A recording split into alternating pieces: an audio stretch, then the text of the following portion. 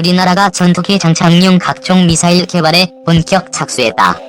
방위사업청은 오는 8월부터 한국형 전투기에 탑재될 한국형 공대지 미사일 탐색 개발에 들어갈 예정이다. 방사청이 지난 6월 공고한 탐색 개발 업체 입찰에는 한화와 LIG 넥스원이 각각 뛰어들었다. 업체가 제출한 입찰 제안서를 검토 중인 방사청은 실사 작업을 거쳐 선정 결과를 이루면 8월 중순에 발표할 예정이다. 한국 방위산업이 초음속 훈련기 겸 경공격기를 수출할 정도로 성장했음에도 미완의 영역으로 남은 전투기 무장을 우리 손으로 개발, 제작하는 시대가 열리고 있는 셈이다. 군은 우선 공대지 미사일을 개발하고 단거리 공대공 미사일과 중장거리 공대공 미사일 개발에 나설 것으로 알려졌다. 어떤 미사일 장착대나 우선 한국형 공대지 미사일 개발에 주력한다는 일정이 잡혀있다.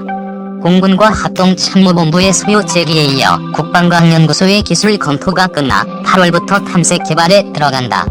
약 3년으로 예정된 탐색 개발을 마치면 체계 개발과 양산에 돌입하게 된다. 양산 시기는 KF-X 양산 및 실전 배치 시기와 맞물려 2020년대 중후반이 될 것으로 보인다. 공군의 실제 운용까지 약 10년이 걸리는 셈이다. 추종 모델은 독일제 장거리 공대지 미사일인 타우루스. 독일 완제품을 2차례에 걸쳐 수입하면서 관련 기술도 일부 들여온 것으로 알려졌다. 개발비 8,100억 원이 투입될 한국형 타우루스는 독일제보다 약간 작은 수준으로 최대 사거리도 400km로 다소 줄었다. 최초의 국산 미사일이라고? 그렇다. 전투기에 장착하는 미사일로는 처음 개발되는 것이다. 세계적인 제조업 기반을 바탕으로 꾸준히 방위산업을 육성해왔지만 전투기에 장착되는 국산 미사일은 없는 실정이다. 우리 공군이 쓰는 국산 무기는 재래식 단순 폭탄이나 폭탄과 위성한법 장치, 글라이더를 조합한 활공폭탄 정도다. 매달고 비행하다 적이 지상권을 만나면 바로 투하하는 방식의 무기만 보유하고 있다. 브라질과 인도 등도 가진 공대지 미사일을 한국이 이제야 처음으로 개발하는 이유는 두 가지다. 고도기술 부족과 플랫폼 부재. 설령 고성능 미사일을 개발할 수 있어도 우리 마음대로 장착할 전투기가 없었다. 전투기 이어 무장도 우리 손으로. 공대지 미사일 10년 내 양산. 미국 휴즈 레이시온사의 AIM-120 암람 공대공 미사일. 파생형별로 80에서 150km라는 사거리와 정확도를 자랑한다. 한국형 전투기가 전력화하고 각종 공대공 미사일까지 개발을 완료하면 한국형 미사일 시리즈는 수적인 면에서도 공군의 주력을 차지할 전망이다. 한국형 전투기 개발로 가능해져 한국은 단순 조립 생산, 면허 생산으로 기술을 축적하고 독자 개발 기체와 고성능 직도입 기체를 보유, 운용하고 있지만 마음대로 개량하거나 다른 무기 체제를 탑재할 수 있는 권한은 불가능하거나 제한을 받고 있다. 설계와 지적 재산권이 외국, 주로 미국에 있기 때문이다. 유도형 KGB를 개발하고도 F-15K에 장착하지 못한 사례가 대표적이다.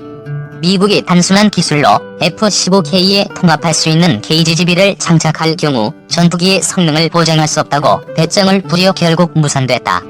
독자 모델인 T-50마저 한국형 미사일을 달려면 기술을 제공한 미국 로키드 마틴사의 동의가 필요하다.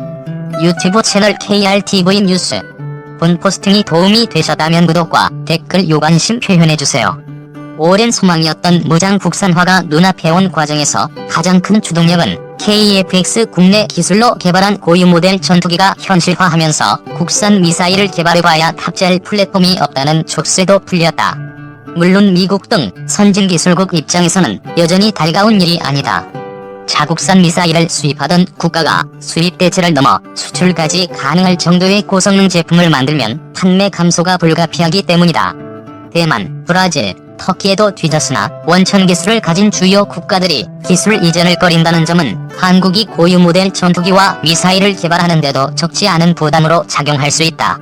우리에 앞서 공대지는 물론 공대공 미사일까지 자체 제작한 대만과 브라질, 터키도 개발 과정에서 외국의 견제를 겪었다.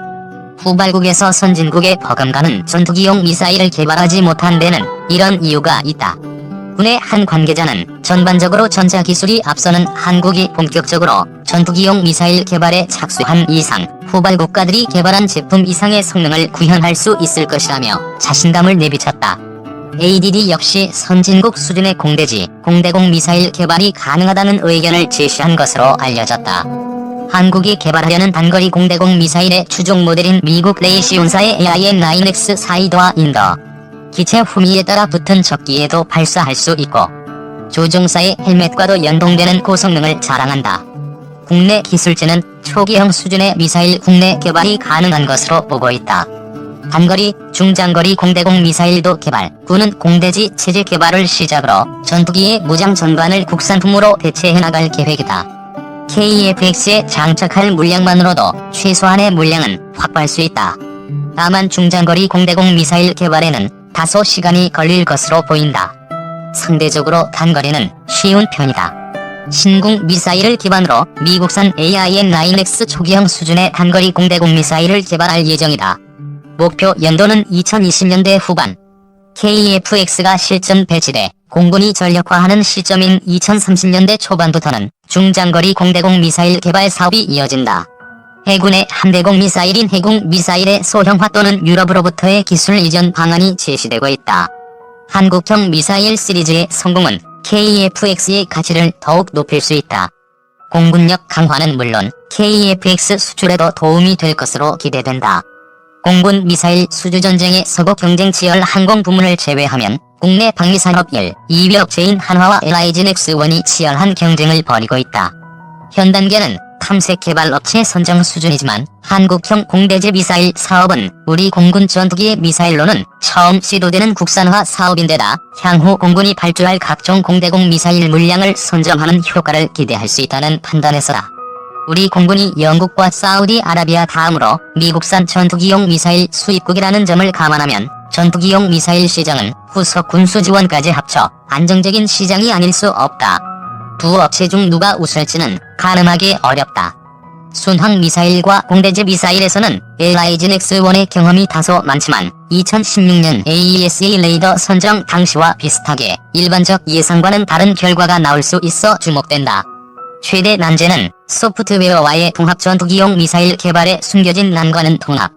조종사가 전장 상황을 파악하고 무장과 조종 및 감시, 화력 통제 등 복잡한 변수를 신속하게 판단하려면 고성능 컴퓨터를 자유자재로 다루는 고도의 노하우가 필요하다. 한국형 전투기와 금무장 사업이 성공한다면 우리나라는 방산 전체를 직접 생산하는 위치에 설 수 있다. 육군의 기본화기 중 전차와 자주포를 모두 국산으로 대체해 나가고 해군도 고무보트에서 대형 상륙함까지 모두 국내에서 건조한 한국에 이제는 공군에서도 국산화 시대가 성큼 찾아온 셈이다.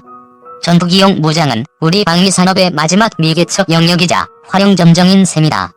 장거리 공대지 유도미사일 타우루스 최초 실사격 성공. 최근 북한의 6차 핵실험과 장거리 탄도미사일 발사 등 계속되는 군사도발로 한반도 안보 긴장감이 극도로 고조된 가운데 방위사업청과 공군은 9월 12일 장거리 공대지 유도미사일 타우루스 최초 실사격을 성공적으로 완수했다. 이날 F-15K 전투기는 서해 상공에서 타우루스 미사일을 발사했다. 미사일은 약 400km를 자체 항법으로 비행한 후 목표 지점인 직도 사격장의 표적을 정확하게 명중함으로써 적 도발에 대한 강력한 대응 능력은 물론 적이 핵심 시설과 전략 목표에 대한 원거리 정밀 타격 능력을 대내외에 과시했다. 사격장 주변 환경과 안전을 고려해 비행거리 400km로 설정. 특히 타우루스 미사일은 적이 가상 위협 지역 내 핵심 시설을 타격해야 하는 상황에서 미리 설치된 장애물을 피해 저고도로 고속 순항 비행한 후 목표물을 정확히 타격했다. 이번 실사격은 F-15K 전투기와 타우루스 미사일 간의 체계 통합, 안전 분리 확인 등 타우루스 운용 능력을 최종 검증하기 위해 계획됐으며 안전을 고려해 비활성탄 이너트 실제 탄약과 모든 장비가 동일하며 폭약만 제거하여 폭발성이 없음을 사용했다. 공군은 민간 어선 등 시민들의 안전을 위해 안전보장구역을 설정하고 해경 해군과의 협조를 통해 사전에 해상 소개를 실시했다. 최대 사거리가 500km에 달하는 타우루스는 북한의 도발 징후가 포착되면 적방공망 영역을 벗어난 후방 지역에서 적이 주요 전략 목표를 즉시 정밀 타격할 수 있어 항공기와 조종사의 생존성을 한층 높일 수 있다. 또한 스텔스 기술이 적용되어 북한 레이더망에 탐지되지 않는 것은 물론 군용 GPS가 장착돼 전파교란 상황에서도 목표물 반경 3m 이내로 정확히 타격할 수 있으며 철근 콘크리트 3m를 관통할 수 있는 파괴력을 가진 킬체인의 핵심 전력이다. 이날 실사격 비행 임무를 성공적으로 수행한 공군, 제52 시험평가전대 이현우 중령은 이번 실사격은 타우러스의 작전 운용 능력을 최종 확인하기 위해 진행됐고, 실사격 성공을 통해 타우러스의 성능을 확인했다라며 우리 공군은 적이 도발하면 뛰어난 정밀 타격 능력으로 즉각 응징할 것이라고 강조했다.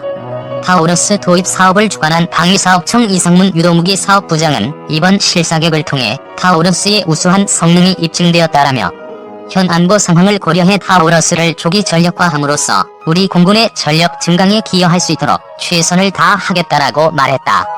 앞으로 공군과 방사청은 도입 사업 계획에 따라 연차적으로 들어오는 타우러스 미사일을 차질 없이 전력화할 예정이다.